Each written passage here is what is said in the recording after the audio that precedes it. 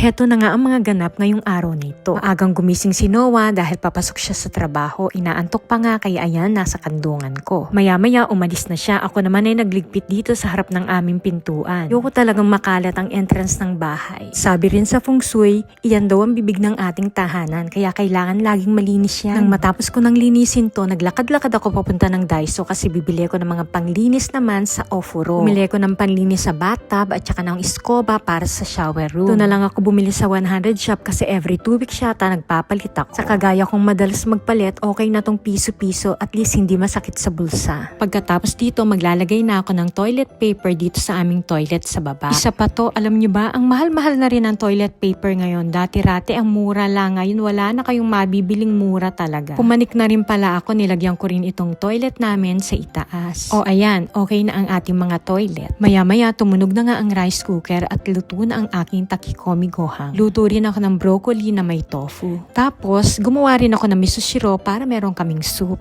Mabilis ang luto kasi pupunta kami ng ospital dahil may check-up ako sa mata. Pagkatapos namin kumain, dumiretso na kami ng ospital. Tanghali ngayon kaya hindi masyadong crowded. Pagkatapos ng check-up ko, umuwi na rin kami agad. Buti na lang, wala raw problema ang aking mga mata. Habang pauwi nga ako, nakita ko, nako, tagsibol na talaga ang cherry blossom. Alam nyo ba, parang pakiramdam ko, kawi-winter lang, ngayon pa spring na naman.